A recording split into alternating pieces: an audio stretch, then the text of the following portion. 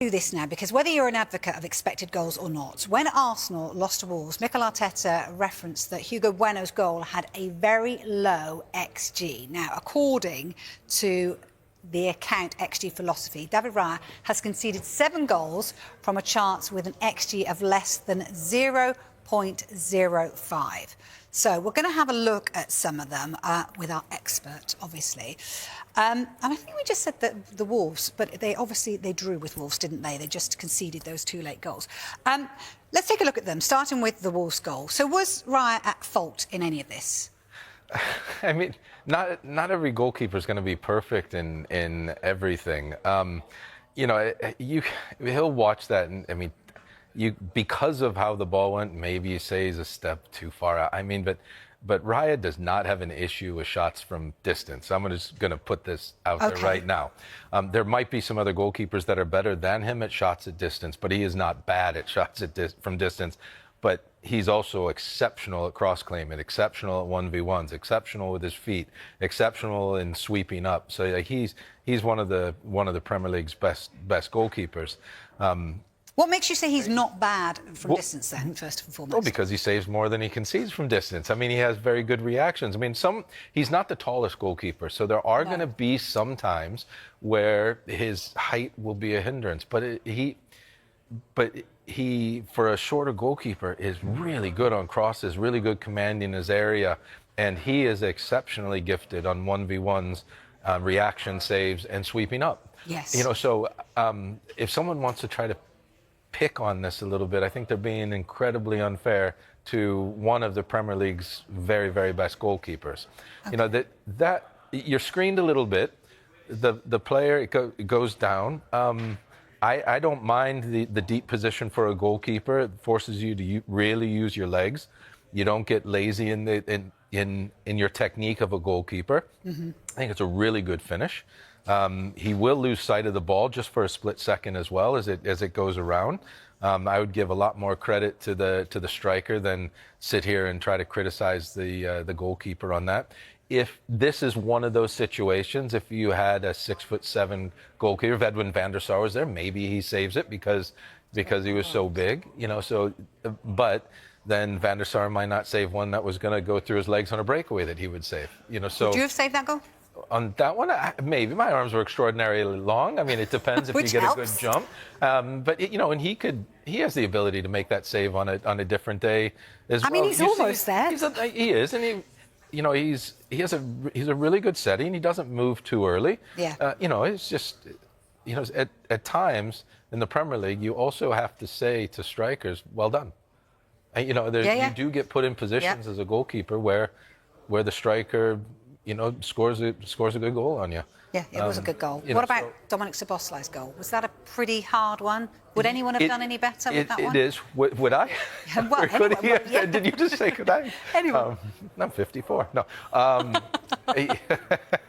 So with the free kick, you know, it's so important your starting position. Right. And it's also really important that you do have a sight of the ball. If you think of it, whenever you're in a position and for whatever reason, whether it's your mistake on where you're standing or somebody moves before the ball's hit and you lose sight of the ball, you're now dealing with almost a deflected shot, which are very difficult to deal with because you're reacting late. You're reacting a little bit later than you should.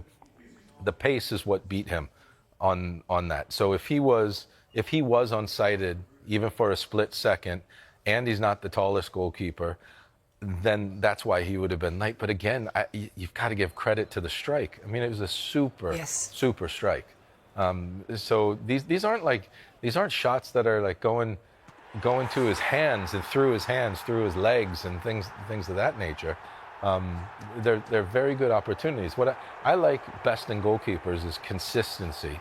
And if you every now and again can throw up the worldly save, then brilliant. But do all your bread and butter stuff, and that's what he does really well. Do you have to do your homework on players? You know, when you're coming up against them, are you thinking, I know what they do when they take a free kick? I know. Have you done all that every single game? Yeah. I mean, earlier in the career we didn't have as much data, and then later in the career, of course, the one difficulty with that, the goalkeeper position is reactionary, and players can always change. You know, so like if use one of the greatest strikers, Henry, you know, sometimes even though he mainly went to your left, like every now and then, sometimes the shape seemed a little bit different, and it's probably a mistake of the goalkeeper when it happened. But you have to be aware players can do different things. Van Nistelrooy on penalties, he would normally go down to your right really, really hard, and then one time I went a little bit too early and he put it to the left. So you can't. Devil. You can't, yeah, exactly. And so you can't do too many things where you're guessing or moving early, because these players in the Premier League are too good, and they'll see it and they can change very quickly at the end. Yeah, I mean, you know, I was speaking recently to Ivan Toney, who's that no-look penalty take. Did you have a kind of like system of as a goalkeeper on penalties? Yeah, well, I loved it when players had lots of movements, and because the more movements they had at the very end, they had to adjust their body. Planting foot was generally going to go where the ball was going to go. Their hips were going to go where the ball was going to go. The more difficult ones, where you said his name already, like Van Nistelrooy, like I knew he was going to go to my right, but he just put the ball down and just didn't even look at me, didn't care that I was even there, and just hit it. I think I only saved one of his penalties, and it was just like a fingertip. And lucky. Like those were much more difficult. Tell you had a really interesting and unique style that was very difficult to save was Yakubu. Really? Yeah, really, really slow, methodical run up. And if you waited too long, he would just roll it to the side of you. If you went a little bit too early, then you went the wrong way no matter what. He had a very unique style. Balotelli had a unique style. There were, you know, some, but I would always watch them. Pressure's on the shooter, not the goalkeeper. Yeah, you're not kind of expected to. Nope, to it's the one time that you usually don't get blamed for it going in. So if you're opening the Brad Friedel School of goalkeeping for the youngsters right out there now, what are you going to tell them then? Is it literally look at the hips, look at the feet? Well, what are you looking at? Planting foot's really important. Yeah. Really important where it goes. There's very few players that can plant their foot going that way and the ball's going that way. The hips is big as well. Some players have tells. I think the angle of the run-up is really important. The length of the run-up is really important. For players taking, for shooting, I would say hit the ball at least halfway up and hit it with pace. It's really difficult because if we dive a little bit early, gravity is going to take us to the ground. So it's difficult to save the ones that are higher up the goal. What about those ones that do the little walk-ups and sorry to do that? Again, I like the skip. Again, I didn't mind all that because the more movement that they had, the more likely it is they would throw off to me or give me some detections of which side they're going to go. Okay. Yeah, and you know, at the end, it comes down to your reactionary time. You know, in speaking from personal experience, when I was younger, I was very, very good at saving penalties.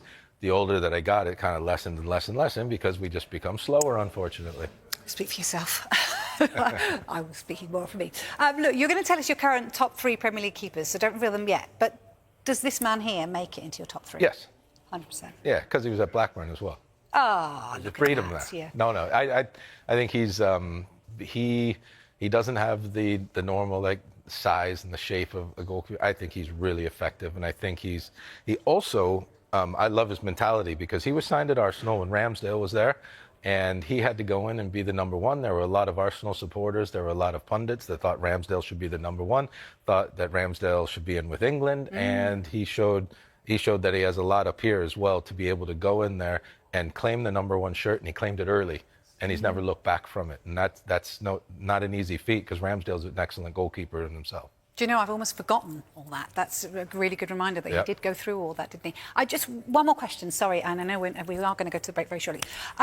In terms of goalkeeping, we were talking to Ashley Williams the other day, and he was talking about the kind of like he likes the calmness of a goalkeeper. Is that a key skill to have as a goalkeeper as well, the calm tone at the back? To each his own. I like the goalkeepers, and I tried to watch goalkeepers that had very good presence, that were calm. If you made a mistake, they didn't let that mistake cause another. After that, everyone makes the mistake. It's a mental position, so you have to get yourself back into the game. And I like consistency. You deal with hundreds of shots in the season that are at you and around you. Don't make mistakes on those. If you can really pull off a great save, then that's a bonus. But do all your bread and butter stuff right, and I think that will help catapult you into the top half of the Premier League table, as far as goalkeepers go. And then if you can be exceptional, like we've seen in the Premier League, then you have the worldly save and the bread and butter, and very good with his feet, which is something that goalkeepers over the last decade or so have had to be accustomed to be very good with. Then you can be the all-around goalkeeper. Yeah, a big increase in goals from corners this season, especially in swinging corners. I don't know why I need to do the hand signal for that. Anyway, I'm going to try and break them all down, Brad. We see plenty of scuffles, don't we, in terms of them. How would you deal with it, first and foremost? Well, I love football is cyclical. The formations are cyclical, and this is going back into the 80s and 90s of English football. This is Everton. Everton were the first team to do this against Vicario when he first signed in English football with Tottenham, and he looked nervous. And I'm sure. I mean, he came from a country where you just get touched, you fall over, referee calls a foul. In England, those aren't considered fouls, and when you have a lot of people around you, you can't move your feet. It's really difficult to move when you're not used to it. But what I would say with Vicario is the more that he waves his arms, he looks nervous. You have to pretend it really doesn't bother you, but it's not nice. I mean, Duncan Ferguson used to come in, and Fellaini and Shearer, and the Arsenal boys were big, and it was horrible, and it was hard to deal with.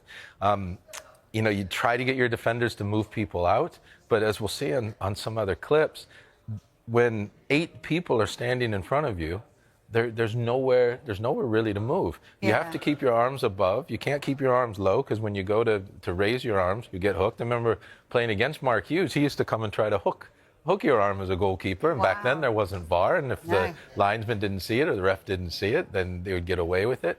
I mean, it's really interesting to see what's been brought back, and the team at the top of the league is one of the best at it. Yes, they are, aren't they? So going back to Vicario, is it kind of like his reaction actually that makes it kind of worse? Well, I mean, it makes the teams do it more. Okay. That's all I would say. It's still hard. I'm not saying what he's dealing with is easy, but it is very, very difficult.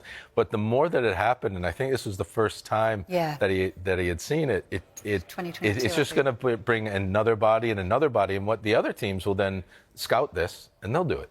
Because they'll think it's one of the weaknesses of Tottenham's defending corners, when it's actually really difficult, because you don't have any. You see the feet there. You don't have any room to move your feet. There's a body pushing you. And the way that I view it is completely different than a lot of people.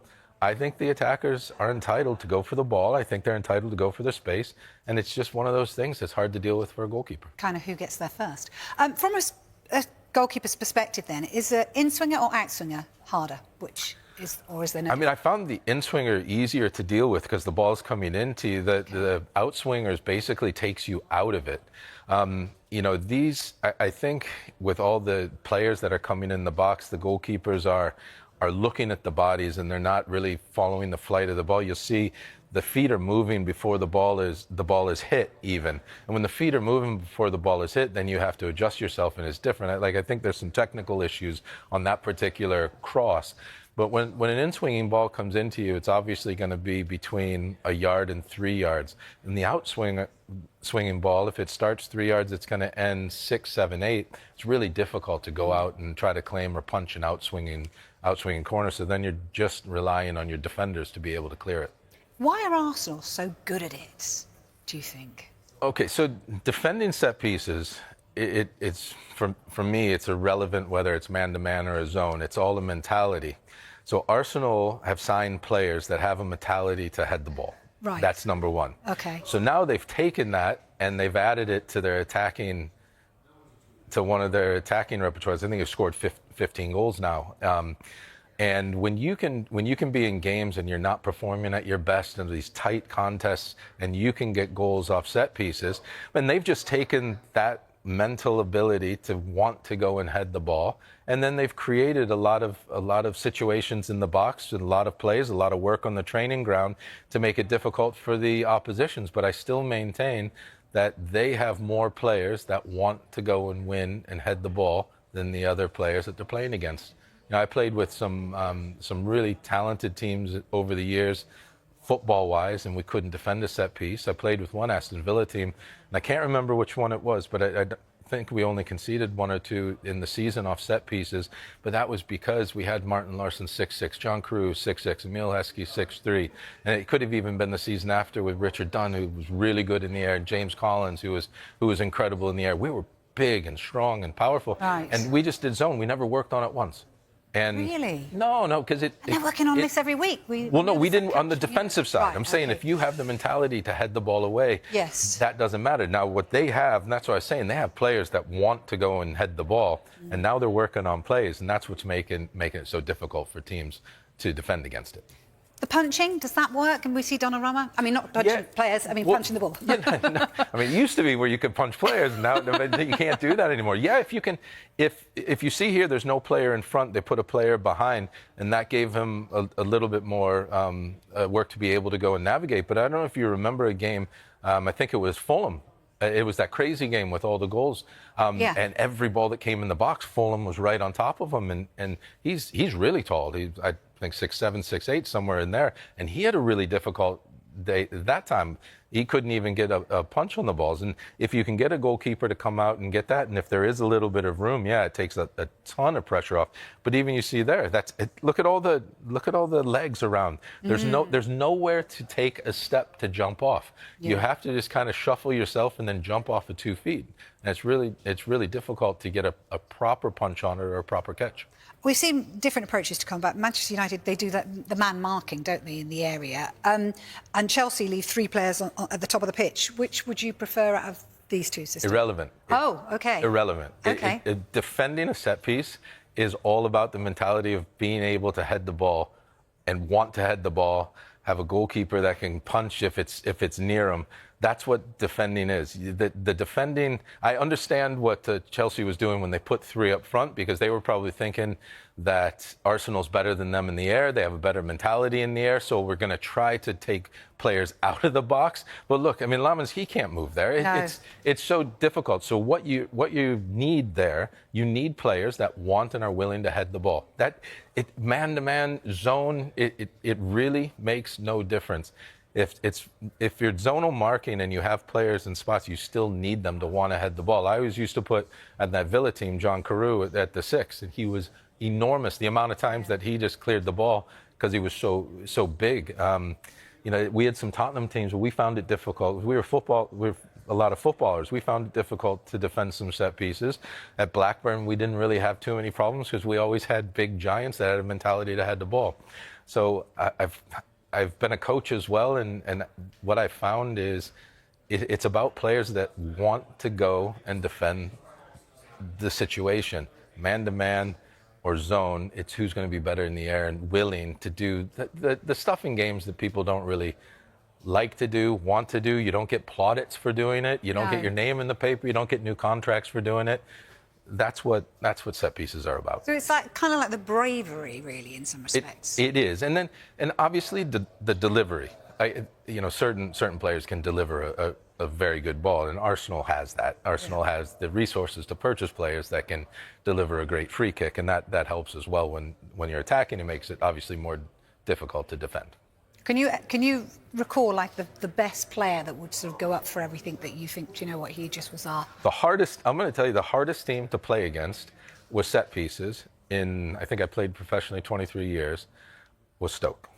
Away from home, when Tony Pulis used to make the pitch as small as possible, and I can't even rattle Huth and Shawcross and whatever strike. Crouch was there sometime. Whatever, they're 6'6" and 6'6" striker they had, and midfielders, and then you had Roy Delap throwing the ball in.